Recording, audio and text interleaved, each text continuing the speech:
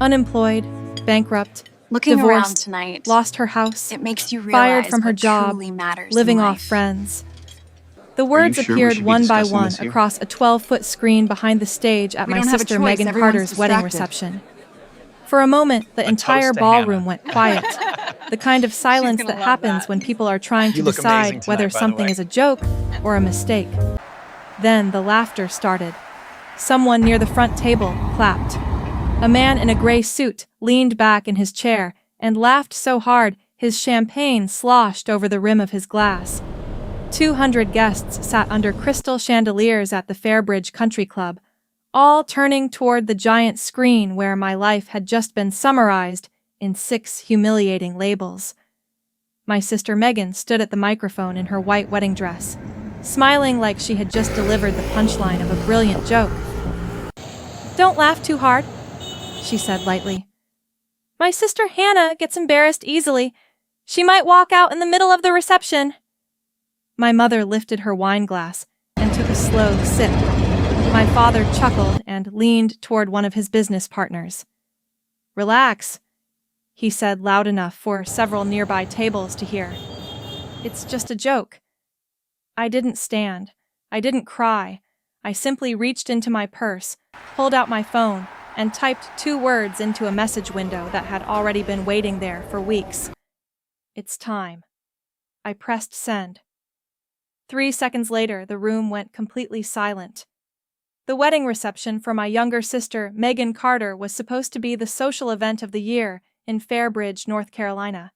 The guest list alone proved that. Local business owners, real estate developers, city council members, college friends of the bride and groom, and most importantly, the Langford family, whose investment company financed half the commercial projects across this county. More than 200 guests filled the ballroom that night. White roses covered every table. Silver candles reflected softly in the polished glassware. A string quartet had been playing near the dance floor before the slideshow began. From the outside, everything looked perfect. The perfect bride, the perfect wedding, the perfect Carter family. But perfection is easy when the truth stays hidden. I was sitting at table 14 near the kitchen doors at the very back of the room. Every time the doors swung open, the clatter of dishes and the smell of roasted chicken drifted across the table. It was the kind of seat reserved for distant acquaintances or last-minute guests, not for family, but that had been intentional. My sister wanted the audience to see exactly where I belonged. From my seat, I could see the head table clearly. Megan and her new husband sat in the center, surrounded by both families. My father, Robert Carter, looked proud, relaxed, completely comfortable as he watched the slideshow continue. To everyone in this town, he was the definition of success. Owner of Carter Development Group, builder of half the office buildings along Fairbridge Avenue, sponsor of charity galas and youth sports leagues, the kind of man who shook hands with the mayor at community events and wrote large checks when the town needed a new library wing. No one in this room knew the version of my father that existed behind closed doors 17 years earlier. The man who stood in our hallway and pointed at the front door while I held a single duffel bag in my hands. My mother, Linda Carter, sat beside him, wearing a dark emerald dress and a polite smile that never quite reached her eyes. She had always been the quiet partner in every decision my father made. Geçişlerde Marmaray She ve agreed. vapur ulaşımının geçiş If he judged someone, she nodded. If he erased someone from the family, she learned to pretend that person never existed. That was the role she had perfected over decades of marriage. The screen behind the stage shifted again, showing another photo of me from years earlier when my life had briefly fallen apart after my divorce. "Living off friends," the caption said beneath the image. The room burst into another wave of laughter. Megan leaned slightly closer to the microphone and tilted her head toward the back of the ballroom. "See?" she said, with playful sarcasm. "She's still here." A few people turned in their chairs, trying to locate the subject of the joke. Megan pointed toward table 14. "Back there," she said casually. Every head in the room turned. I could feel 200 pairs of eyes land on me at the same time. Curious, amused, slightly uncomfortable, but still entertained. This was the story my family had been telling this town for nearly 2 decades. Hannah Carter, the disappointment. The daughter who couldn't make it. The family disgrace. What those guests didn't know was that the slideshow behind Megan had been carefully built using the lowest moments of my life. Photos taken when I was broke after my divorce. Screenshots from old social media posts where I joked about surviving on instant noodles. Pictures from years when I looked exhausted because I was working 2 jobs and studying computer science at night. My family never cared about the years that came after those photos. They only needed the evidence that supported their version of the story. Across the ballroom, the massive projection screen flickered slightly. I glanced toward the AV booth near the stage. Ethan Brooks stood inside wearing a black technician shirt with a headset around his neck. To everyone else in the room, he looked like part of the event staff. Just another guy hired to run the projector and lighting system. But when his eyes briefly met mine across the ballroom, he gave the smallest nod. Everything was ready. My phone vibrated once on the table in front of me. Message delivered. 3 seconds passed. Then the slideshow suddenly stopped. The screen went black. The music cut out. Laughter faded into confused murmurs. Megan frowned and turned toward the AV booth. I think we might have a technical issue, she said into the microphone. Guests began whispering to each other. A few people laughed awkwardly, assuming it was a minor glitch. But I knew exactly what was happening. Because 5 weeks earlier, someone had called me late at night and warned me that my family was planning something at this wedding reception. And that call had come from the last person in my family who still cared whether I existed. My grandfather. The screen behind the stage went dark, and the laughter faded into confused whispers, but my mind was already somewhere else. 5 weeks earlier, my phone rang just before 11 at night while I was sitting alone at my kitchen table in Raleigh, North Carolina, reviewing lines of security code on my laptop. The apartment was quiet except for the hum of the refrigerator and the faint tapping of my keyboard. When the phone lit up, the number on the screen carried a familiar area code I hadn't seen in years. Fairbridge. My chest tightened before I even answered. "Hello?" I said carefully. A woman's voice replied, calm and professional. "Is this Hannah Carter?" "Yes."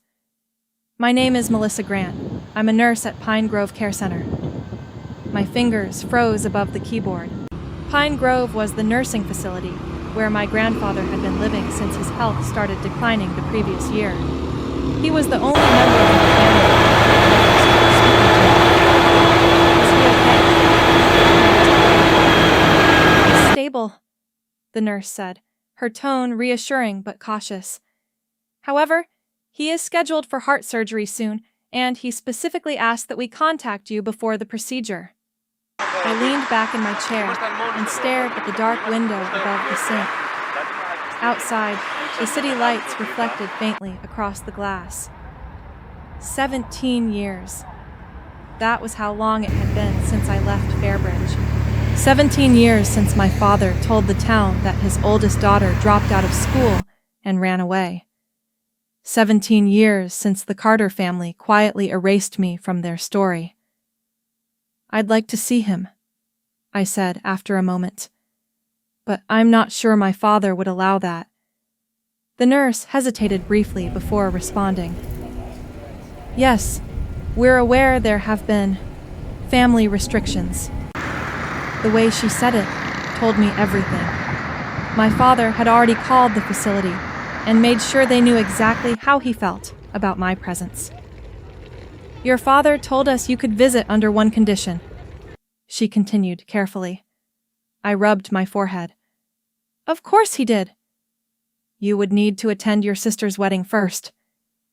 The words sat in the air between us. Megan's wedding. My younger sister's perfect celebration that the entire town had been talking about for months. My parents had proudly sent invitations to half of Fairbridge. I hadn't received one. The nurse lowered her voice slightly. I probably shouldn't say this, she added, but I thought you deserved to know something. My attention sharpened. What kind of something? Some of your family members were visiting earlier this week, she said quietly. I overheard them talking about the wedding reception. My hand tightened around the phone. What about it?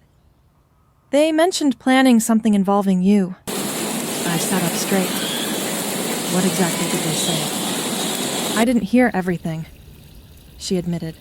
But I did hear the words slideshow and surprise, and someone said the whole room would see it. For a long moment, neither of us spoke. In my family, humiliation was practically a hobby. They didn't just argue. They performed. They loved audiences. Thank you for telling me, I finally said. I thought you deserved to know, the nurse replied. Your grandfather asked for you specifically. I think he would want you to be prepared. After we hung up, I sat there staring at the blank screen of my laptop. The code I had been reviewing earlier suddenly felt meaningless compared to the memories pushing their way back into my mind. 17 years earlier, everything had started with one argument. I was 18 years old and still living in my parents' house on Hawthorne Drive. My father had just discovered an investment account my grandfather opened for me as a graduation gift. The account wasn't huge back then, but my father had recently launched a risky real estate development outside town, and he wanted every available dollar he could gather. He told me to transfer the entire account into the Carter Development Group. I told him no, not because I wanted to fight him, because my grandfather had given it to me with one simple sentence. Don't let anyone else decide your future. My father didn't see it that way. To him, loyalty to the family meant obedience. The argument escalated quickly. My father's voice grew louder. My mother stood near the kitchen doorway, pretending she wasn't listening. Megan sat halfway up the stairs, watching the entire scene unfold like it was a television show.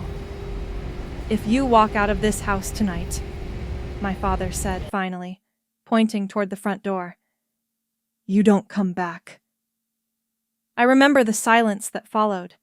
I remember the feeling that the entire world had narrowed to that single hallway and that single decision.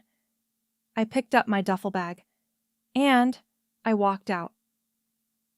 2 weeks later, the town heard a completely different story. According to Robert Carter, his oldest daughter had dropped out of school and run away with a boyfriend. In a small town like Fairbridge, rumors don't travel slowly. They move like wildfire. By the end of that month, the story had become fact. Hannah Carter had failed. Hannah Carter had embarrassed her family. Hannah Carter was the disgrace. Sitting at my kitchen table 17 years later, I realized something important. My family hadn't invited me to Megan's wedding because they wanted reconciliation. They invited me because they wanted a stage with 200 witnesses. And now, thanks to that nurse's warning, I knew exactly what kind of show they were planning. I reached for my phone again and scrolled through my contacts until I found the name I needed. Ethan Brooks. He answered on the third ring. You don't usually call this late, he said. I just got a warning, I told him. From who? A nurse at my grandfather's care center. I paused. My family is planning something at my sister's wedding. There was silence on the other end for a second. Then Ethan spoke again. All right, he said calmly. What's the plan? When people in Fairbridge talked about me, they usually used the same few words. Failure. Disgrace. The daughter who couldn't make it. What they never talked about were the years in between, the years that happened far away from their gossip and their comfortable version of my life. The night I left my parents' house, I drove east until the streetlights of Fairbridge disappeared in the rearview mirror. I didn't have a destination. I just knew I couldn't stay there. I stopped in a grocery store parking lot nearly 2 hours away and slept in the back seat of my car with my duffel bag under my head. That was my first night outside the Carter family. The next morning, I woke up stiff, hungry, and terrified, but also strangely free. Freedom, I learned quickly, comes with bills. I spent the next few weeks looking for any job that would pay cash. I cleaned motel rooms during the day and delivered pizza at night. Sometimes I worked early morning shifts stocking shelves at a grocery store before heading to the public library when it opened. The library became my refuge. It was warm, quiet, and free. More importantly, it had internet access and shelves filled with books I couldn't afford. My grandfather had introduced me to programming when I was younger, treating it like a puzzle game we solved together on his old desktop computer. Back then, it had just been something fun to learn. After I left home, it became something else entirely. It became a ladder. I downloaded free coding textbooks, watched online tutorials, and practiced writing programs on my battered laptop until the letters began to fade from the keyboard. Some nights I stayed in the library until closing time, copying lines of code from books and trying to understand how systems worked beneath the surface. It was slow at first, painfully slow, but progress is addictive once you taste it. A year later, I enrolled at Piedmont Community College, taking classes part-time because tuition was the one bill I couldn't dodge.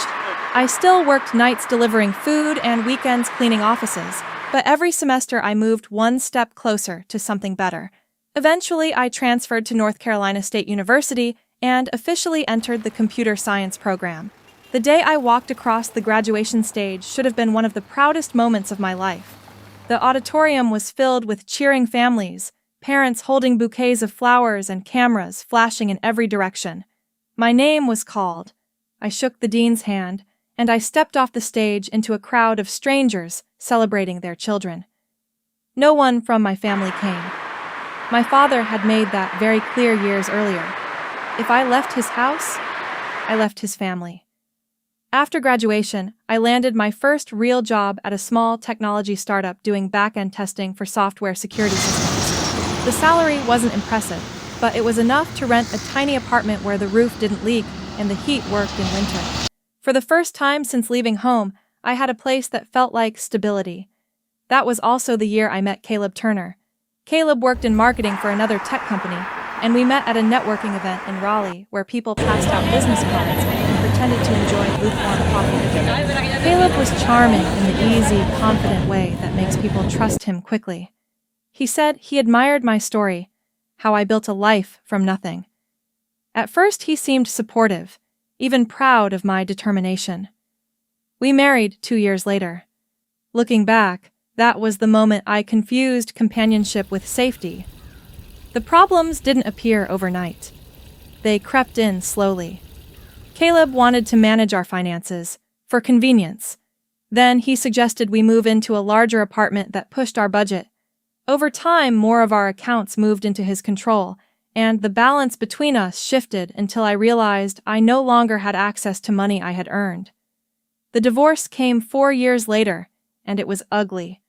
Lawyers, court filings, arguments that stretched across months. By the time it ended, my savings were gone, and the apartment lease had collapsed under legal fees. I packed my belongings into boxes and slept on a friend's couch for several months while rebuilding my finances from the ground up again. Those were the photos my family used in their slideshow at the wedding, pictures taken when my life had cracked open after the divorce. Screenshots of sarcastic posts I made online about surviving on ramen noodles and late-night coffee. Images that made it look like my life had fallen apart permanently. What they didn't know was what happened after those pictures were taken. A year after the divorce, I joined a cybersecurity firm called Northbridge Systems in Raleigh. The company specialized in protecting financial networks, designing the invisible systems that keep banks and payment platforms safe from digital attacks. At first, I was just another junior engineer working long hours debugging lines of code that most people would never see. But I stayed late. I volunteered for difficult assignments. I worked on projects that demanded patience and precision, the kind of projects where one small mistake could expose an entire network to risk. Slowly, my reputation inside the company grew. 3 years later, I was promoted to senior software engineer. By then, my name appeared in internal reports connected to several major security platforms protecting financial institutions across the region. My life had stabilized again. More than stabilized. It had quietly succeeded. But in Fairbridge, none of that existed. In their story, I was still the girl who ran away at 18. Still the daughter who failed. Still the disgrace that embarrassed the Carter name. And 5 weeks before Megan's wedding, my family decided it was time to remind the entire town of that story again. They just didn't realize the story had already changed. After I hung up with Ethan that night, I didn't sleep. I sat at my kitchen table staring at the city lights outside the window while the nurse's warning echoed through my mind. They're planning something at the reception. In my family, humiliation was never accidental. It was always deliberate, carefully arranged like a performance. By morning, I had already made one decision. If my grandfather wanted to see me before his surgery, I would go back to Fairbridge. Not for my parents, not for my sister. For him. 2 days later, I drove 3 hours west along the same highway I had taken 17 years earlier when I left town with a single duffel bag. Pine Grove Care Center sat on a quiet hill outside Fairbridge, surrounded by tall oak trees and a circular walking path where elderly residents moved slowly with walkers and visiting relatives. I parked near the entrance and sat in the car for a moment before going inside. The building looked exactly the same as the last time I had been there. The same glass doors. The same faint smell of antiseptic and old carpet in the lobby. When I stepped inside, the receptionist glanced at her computer, and then at me. "Hannah Carter?" she asked. I nodded. She hesitated before sliding a visitor badge across the desk. "Your father called ahead," she said carefully. "Of course he had. You're allowed 30 minutes," she added. "And your mother requested to accompany you." I turned toward the hallway and saw her standing there, waiting.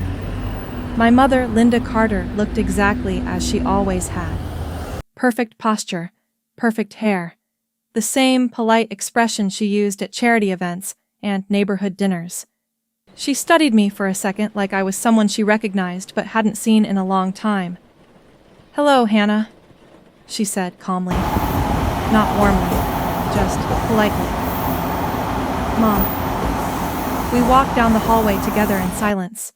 The sound of distant televisions and quiet conversations drifted through the open doors of other residents' rooms.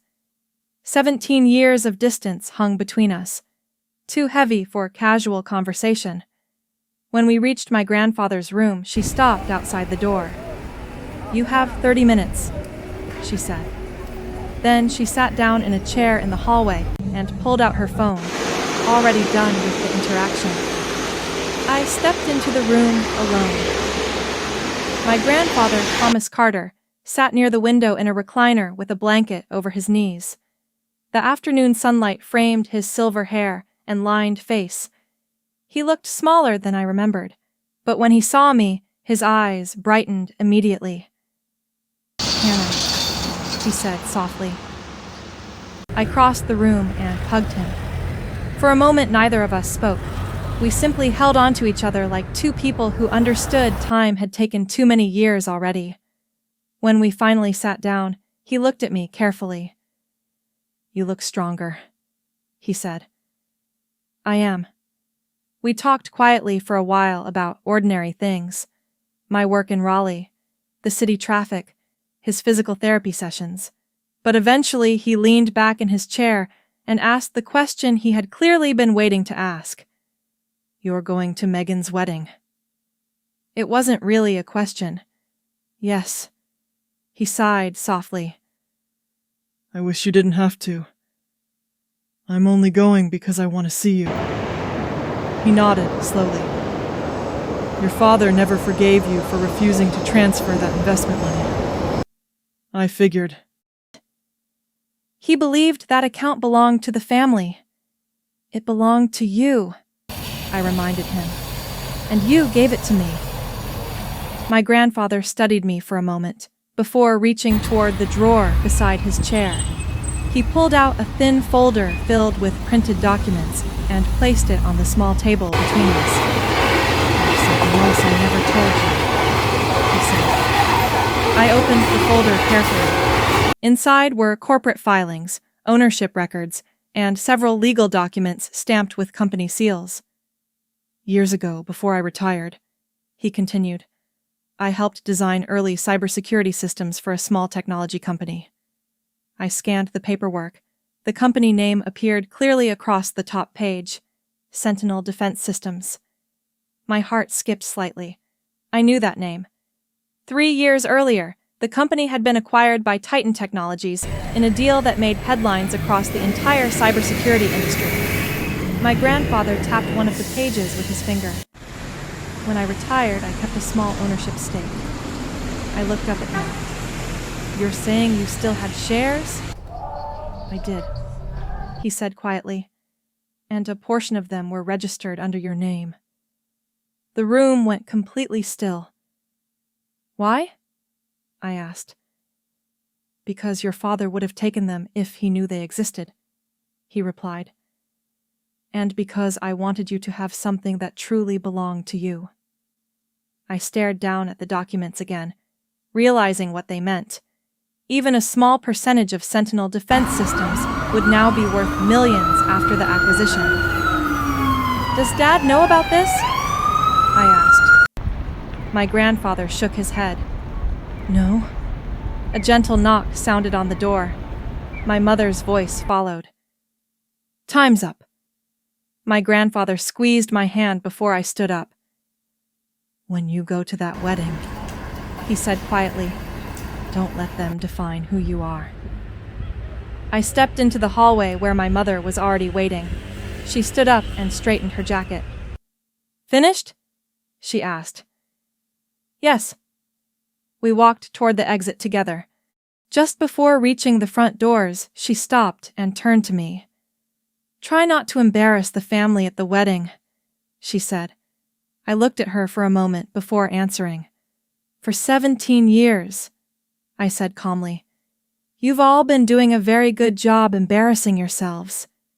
I stepped outside into the sunlight and closed the door behind me. You see this image In my and you purse was a laugh. folder But containing I am here proof to that tell my you that life was very unemployment is different not from a the joke. story my family It is a had been telling catalyst this for town. change.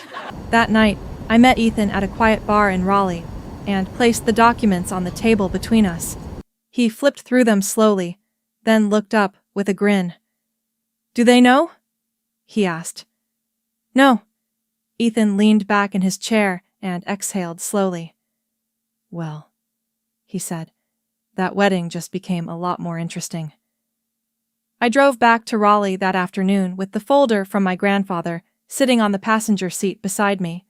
The highway stretched ahead in a straight gray line, but my thoughts kept circling the same realization over and over. My family believed they controlled the story of my life. They believed the town of Fairbridge still saw me as the daughter who failed. What they didn't know was that the truth sitting inside that folder could change the way people looked at the Carter name forever. When I arrived back at my apartment, the sun had already set. I placed the folder on the kitchen table and stared at it for a long moment before picking up my phone. There was only one person I trusted enough to involve in what was coming. Ethan Brooks answered on the second ring. "You sound serious," he said immediately. "I just came back from Fairbridge," I told him. "I saw my grandfather." "How is he?" "Preparing for heart surgery." I paused. "And he gave me something." An hour later, Ethan was sitting across from me at my kitchen table, flipping through the documents my grandfather had handed me in Pine Grove Care Center. His eyes moved quickly across the pages, scanning the corporate filings and share records. Finally, he leaned back in the chair and let out a slow whistle. "Sentinel Defense Systems," he said quietly. "Yeah. That company's acquisition was massive." "I know." He tapped one of the documents again. "And these shares are legally registered under your name?" According to my grandfather, yes. Ethan looked up at me carefully. Does your father know any of this exists? I shook my head. Not yet. He laughed softly, not because it was funny, but because the implications were obvious. Your father has spent years telling everyone he controls the Carter family's technology assets. Exactly. Ethan closed the folder and slid it back across the table. So, the man humiliating you at your sister's wedding doesn't even know the biggest tech asset tied to his name actually belongs to you. I leaned back in my chair. That's not the part I'm worried about. What part worries you? The nurse told me my family is planning something at the reception. Ethan nodded slowly. Some kind of public stunt. Probably a slideshow. Something designed to embarrass you. I didn't answer because we both already knew the answer. My family had always preferred humiliation over confrontation. Ethan stood up and walked to the kitchen counter where my laptop sat charging. Show me what you're thinking, he said. I opened the laptop and turned the screen toward him. On the screen was a presentation file I had started building the night before. The title slide read, "Who Hannah Carter Really Is." Ethan studied the words silently. You were planning to fight their story with your own, he said. I'm planning to show the truth. I clicked to the next slide. A graduation photo from North Carolina State University appeared on the screen. Bachelor of Science in Computer Science. The next slide showed my current position. Northbridge Systems, Senior Software Engineer. Then images of cybersecurity projects, conference panels, and the financial security platform our team had developed to protect regional banking systems. There was no exaggeration in the presentation, no drama, just facts. Ethan nodded slowly as the slides passed. You're documenting 17 years of reality. Exactly. He folded his arms and leaned against the counter. But there's one obvious problem. I already knew what he was about to say. The projector, I replied. Your sister controls the slideshow system, which means your presentation never reaches the screen. I closed the laptop slowly, unless someone changes the video source. Ethan smiled slightly. Funny you should mention that. He pulled out his own laptop and began typing quickly. Within a few minutes, he turned the screen toward me. Your sister's reception is at the Fairbridge Country Club ballroom, right? Yes. The venue doesn't run their own AV equipment. He pointed to a website listing. They hire an outside company for large events. I leaned closer. So, Ethan scrolled down the page and pointed to a line of text. That company is currently hiring freelance technicians for event setups that weekend. It took me a moment to understand what he was suggesting. You're serious. He shrugged. I've done AV work before. Corporate conferences, product launches. It's not complicated. And if they hire you? Then I'll be standing 10 feet away from the projector during the reception. The idea hung in the air between us. What if my family never humiliates me? I asked quietly. Ethan shrugged again. Then nothing happens. You run their slideshow like a normal technician. Exactly. I looked back at my laptop and reopened the presentation. 17 years of work reduced to a handful of slides that could change the entire room's perception of me in less than 2 minutes. This isn't revenge, I said softly. Ethan tilted his head. No, it's correction. He smiled. Revenge is emotional. He tapped the laptop screen. This is evidence. Over the next 2 weeks, we refined the plan. Ethan applied for the freelance AV technician position and was hired almost immediately. The company needed extra staff to set up the projection and lighting systems before the wedding reception began. He would arrive hours early on the day of the event, connect the equipment, and manage the slideshow system from the booth behind the stage. The system itself was simple, a laptop connected directly to the projector. Switching the input source would take less than 3 seconds. I saved my presentation onto a small USB drive and handed it to him one evening after work. Only if they start it, I reminded him. Only if they humiliate you first, Ethan confirmed. I pulled out my phone and opened the message thread we had created for the signal. I typed 2 words and showed him the screen. It's time. Ethan nodded. When I get that message, I switch the video source. And if I never send it, then the wedding ends normally and no one ever sees your presentation. I slipped the phone back into my pocket. I'm giving them one last chance to act like a family. Ethan leaned back in his chair and studied me for a moment. Something tells me they won't take it. I didn't answer, because deep down, I already knew he was right. The wedding ceremony itself was beautiful, which made the rest of the night feel even stranger. If someone had arrived at the Fairbridge Country Club that afternoon, without knowing anything about the Carter family, they would have believed they were witnessing a perfect wedding. White flower arches framed the garden, where rows of chairs faced a small wooden platform decorated with roses. Soft music drifted through the warm summer air, while guests in elegant dresses and tailored suits found their seats. My sister, Megan Carter, walked down the aisle smiling with the calm confidence of someone who had spent her entire life being admired. That had always been Megan's role in our family. She was the daughter my parents liked to present to the world. The successful one. The graceful one. The one who made the Carter name look flawless. I sat quietly near the back of the garden during the ceremony, not because I chose that seat, but because an usher gently directed me there. Family seating is reserved in the front rows, he explained politely when I arrived. I nodded and walked toward the last row without arguing. I had already expected that. From where I sat, I could clearly see the front rows where my parents were seated beside the groom's family. My father, Robert Carter, stood out easily among the guests. Even at weddings, he carried himself like he was attending a business meeting, shaking hands and exchanging confident smiles with local developers and investors who had helped build his construction empire. My mother, Linda Carter, sat beside him with perfect posture, greeting acquaintances with the warm, social smile she had practiced for decades at charity dinners and community events. To the town of Fairbridge, they looked like the model family. Successful, respected, generous.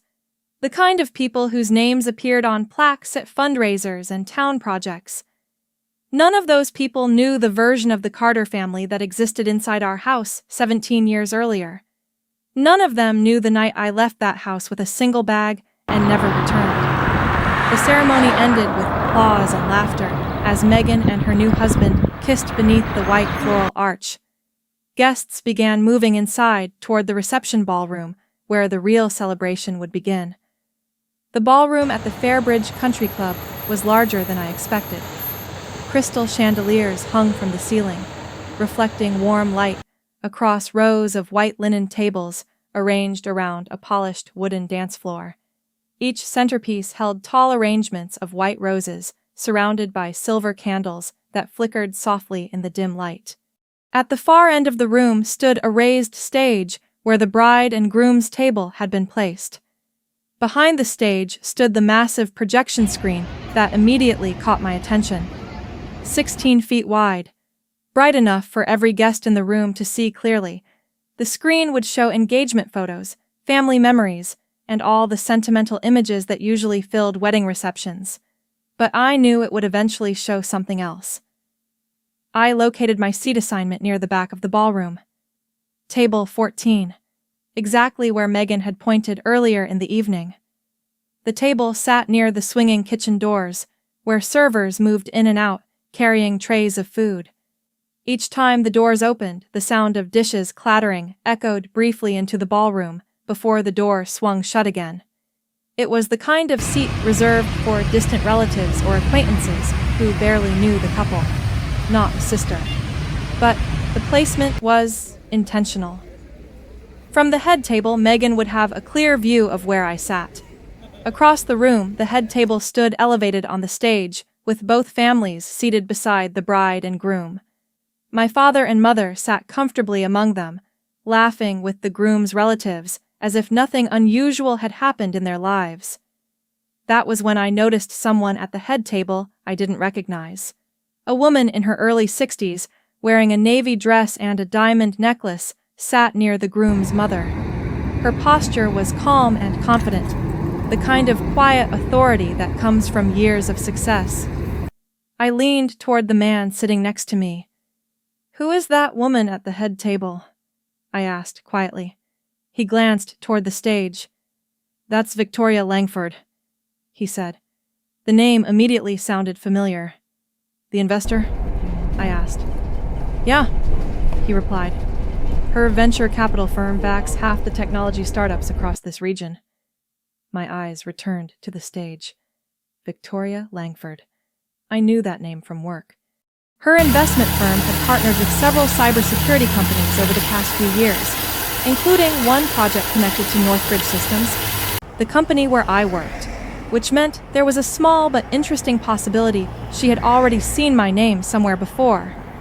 But there was no reason she would connect that name to the quiet woman sitting at table 14 near the kitchen. Dinner was served soon after the guests took their seats. Waiters moved gracefully between tables, carrying plates of roasted chicken, vegetables, and glasses of wine. Music from a small jazz trio drifted through the room while people laughed and clinked glasses in celebration. For a while, everything looked like an ordinary wedding reception, a celebration, a happy evening where families blended together under soft lighting and polite conversation. But I wasn't watching the guests. I was watching the stage. And more importantly, the AV booth behind the stage where the projection equipment was controlled. Inside the booth stood Ethan Brooks, wearing a black technician polo shirt with a headset resting around his neck. To everyone else, he looked exactly like what he was supposed to be. Just another technician hired to manage the event equipment. But when his eyes briefly met mine across the ballroom, he gave a barely noticeable nod. Everything was ready. All we needed now was a reason. About an hour later, dinner plates were cleared away, and the room slowly quieted as Megan stood from the head table holding a champagne glass. She tapped the glass gently with a fork. The clear ringing sound echoed across the ballroom as conversations faded. "Thank you all for coming tonight," Megan said warmly into the microphone. Guests smiled and raised their glasses toward the stage. She looked radiant and confident, perfectly comfortable being the center of attention. "Before the dancing starts," she continued, "we wanted to share something fun." She gestured toward the giant screen behind her. "A little family slideshow." Polite applause spread through the room as the lights dimmed slightly. Behind her, the massive projection screen flickered to life, and in that moment, I knew the show had already begun. The lights dimmed across the ballroom as Megan's voice echoed through the speakers. "Before the dancing starts," she said with a bright smile, "we thought it would be fun to share a few family memories." Guests turned their chairs toward the giant screen behind the stage while soft piano music began to play through the sound system. The first few photos were harmless. Childhood pictures of Megan smiling with missing front teeth. A family vacation photo from the beach where everyone looked sunburned and happy. Guests laughed politely, and a few people clapped when the next image showed Megan and her husband during their engagement. From the outside, it looked like a perfectly normal wedding slideshow. Then the tone shifted. A photo of me appeared on the screen. It was an old picture taken nearly 10 years earlier when I was exhausted from working 2 jobs after my divorce. Beneath the photo, a single word appeared in bold, white letters: unemployed. The first ripple of laughter moved through the crowd. Another slide replaced it almost immediately. A screenshot of an old social media post where I joked about struggling through a difficult month financially. Bankrupt. The laughter grew louder. At the head table, Megan lifted the microphone with playful innocence. "Oh, relax, everyone," she said. "My sister Hannah has always had a creative career path." The next slide appeared. Divorced. A few guests gasped softly while others laughed again. Then another slide. Lost her house. Someone at a nearby table whispered something that made their entire group laugh. Then the next one appeared. Fired from her job. Megan tilted her head toward the back of the ballroom. "She's very resilient, though," she said into the microphone. "Always bouncing back." More laughter followed. Then the final slide filled the screen. Living off friends. By that point, nearly everyone in the room had turned around in their chairs, trying to see the person whose life had just become entertainment. My father leaned back comfortably in his chair at the head table. My mother took another slow sip of wine. Megan looked directly toward table 14 and smiled sweetly. "Don't laugh too hard," she said. "She might get embarrassed and walk out." The room burst into laughter again. I didn't move. I simply reached into my purse and pulled out my phone. The message window was already open. Ethan Brooks. My fingers typed the 2 words we had agreed on weeks earlier. It's time. I pressed send and placed the phone back on the table. Across the ballroom, Ethan's phone vibrated inside the AV booth. 3 seconds passed. Then the screen suddenly went black. The piano music stopped. The laughter faded into confused murmurs. Megan frowned and turned toward the booth. I think we might have a technical issue," she said into the microphone. A few guests laughed awkwardly, assuming it was a simple glitch. But before anyone could stand or speak, the screen lit up again. Only this time the slideshow had changed. Bold white letters appeared across the giant screen. "Who Hannah Carter really is." The room went completely silent. Slide 1 appeared. A graduation photo of me standing on stage wearing a cap and gown. North Carolina State University. Bachelor of Science in Computer Science. Whispers began spreading through the ballroom. Slide 2 replaced it. Northbridge Systems. Senior Software Engineer. A few people leaned forward in their chairs. Slide 3 followed. Images from cybersecurity conferences and photos of large financial network projects my company had helped secure. The whispers grew louder as people started realizing the story they had just watched might not be the truth. My sister's smile slowly disappeared. My father leaned forward at the head table, his face tightening. "What is this?" he demanded under his breath. But the slides continued. Awards, professional recognition, news articles referencing the security platform our team had built to protect banking networks across multiple states. 17 years of work condensed into a few minutes of evidence. Finally, I stood up. The sound of my chair moving echoed faintly in the silent ballroom as 200 guests watched me walk toward the stage. Megan tried to step forward when I reached the microphone. "Hannah, this isn't appropriate." I gently took the microphone from her hand.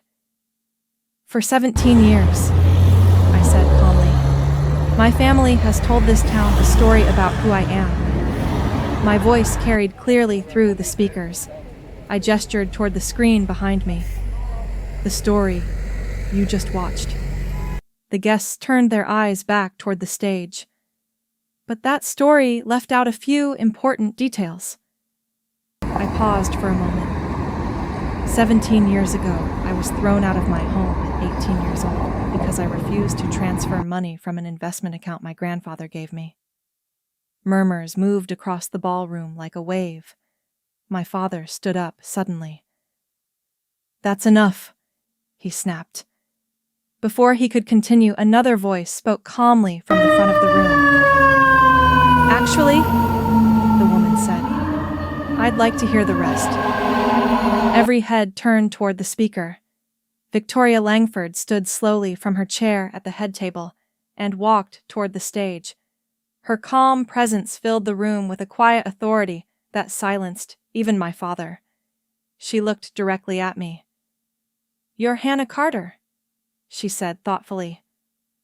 Yes. You're one of the engineers who helped design the North Bridge financial security platform, correct? Yes. Victoria nodded slightly and turned toward the audience. My investment firm uses that platform to protect several of our financial networks. The ballroom went still again. Which means, she continued, the woman this family just mocked is responsible for protecting millions of dollars in financial infrastructure. My father's face turned pale, but I wasn't finished. I reached into my purse and removed a copy of the documents my grandfather had given me. There's something else my family didn't mention tonight, I said quietly. The room held its breath. 17 years ago, my grandfather also transferred a portion of shares from a cybersecurity company into my name. My father froze. Those shares came from Sentinel Defense Systems. Gasps spread through the ballroom. The same company that was acquired by Titan Technologies 3 years ago. I looked directly at my father. The shares you've been telling your business partners belong to you. I paused long enough for the entire room to feel the weight of the moment. Actually belong to me. The room erupted into stunned whispers as the entire story my family built for 17 years collapsed in front of 200 witnesses. For several seconds after I finished speaking, no one in the ballroom moved. The laughter that had filled the room minutes earlier had vanished completely, replaced by a silence so heavy it felt like the entire building was holding its breath. 200 guests stared between the projection screen and the Carter family sitting at the head table. My father was the first person to move. Robert Carter stood slowly, the confident posture he carried through business meetings and city events suddenly looking fragile under the bright reception lights. "This is ridiculous," he said sharply. "That company has nothing to do with you." His voice tried to sound authoritative, but I could see the tension tightening his jaw. The problem for him was simple. He had spent years telling investors and partners that the Carter family controlled certain technology assets connected to my grandfather's work. What he never realized was that my grandfather had quietly registered those shares under my name long before I left home. Victoria Langford remained standing beside the stage, her expression thoughtful rather than shocked. "I'm actually very familiar with the Sentinel acquisition," she said calmly. Her voice carried across the ballroom without effort. Conversations stopped instantly. When someone like Victoria Langford spoke, people listened. "My firm evaluated that company before Titan Technologies finalized the purchase," she continued. She glanced toward the documents still in my hand. "If Hannah Carter holds registered shares from the original security patents, those assets legally belong to her." A wave of whispers spread through the guests. One of my father's longtime business partners slowly stood from his table near the front of the room.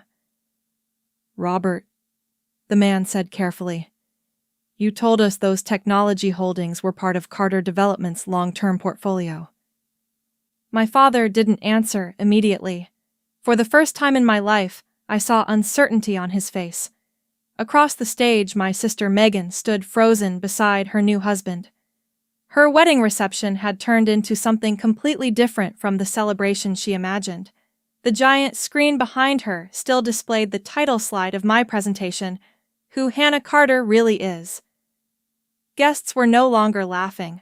They were watching the Carter family with the quiet curiosity people feel when a carefully maintained reputation begins to collapse. I placed the documents back into my purse and stepped slightly away from the microphone. "I didn't come here to destroy anyone," I said quietly. My voice echoed gently through the silent ballroom. "I came because my grandfather asked to see me before his surgery." I glanced around the room one last time. "But when my family decided to turn my life into a joke," I paused. "I decided the truth deserved a microphone too." No one laughed this time. I stepped off the stage and began walking toward the ballroom doors. Behind me, the silence finally broke into dozens of overlapping conversations. Guests whispered to each other about the slideshow. Business partners surrounded my father with tense questions. Members of the groom's family huddled together, clearly shocked by what had just unfolded during what was supposed to be a joyful celebration. My sister's wedding reception had effectively ended before the first dance even began. I didn't stay long enough to watch the rest. Outside, the night air felt cooler and quieter than the chaos I had just left behind. I stood beside my car for a moment, letting the silence settle around me. 17 years earlier, I had left Fairbridge with nothing but a duffel bag and a reputation my family created for me. Tonight, I walked away from that same town with something far more powerful. The truth. In a small town like Fairbridge, reputation spreads fast. But the truth spreads faster when 200 people witness it at the same time. Over the next few weeks, the consequences moved quietly through the community. My father began losing several business partners who no longer trusted the stories he told about his company's assets. My mother stopped appearing at charity events where she used to be a regular guest. And my sister Megan's marriage began under a cloud of tension no wedding planner could repair. As for me, I drove back to Raleigh the next morning. Back to my apartment. Back to my job at Northbridge Systems. Back to the life I had built without the Carter family's approval. A few weeks later, my grandfather's surgery went well. When I visited him during his recovery, we sat by the window of his room, watching the autumn leaves fall outside the care center gardens. "Do you regret going to the wedding?" he asked me one afternoon. I thought about it carefully before answering. "No," I said finally. Because for the first time in 17 years, the town of Fairbridge heard the truth about who I actually was. Not the rumor, not the humiliation, the truth. And the truth has a quiet way of balancing things on its own. Sometimes revenge isn't about destroying the people who hurt you. Sometimes it's simply about refusing to let their version of your life be the final one. And now I'm curious about something. If you had been sitting at that table while your entire family laughed at you, would you have sent the text message like I did? Or would you have walked away and never looked back? Tell me what you think in the comments. And if stories about family drama, hidden truths, and the moment the tables finally turn speak to you, make sure you stay here with us and subscribe to the channel, because there are many more stories where the truth finally finds its voice.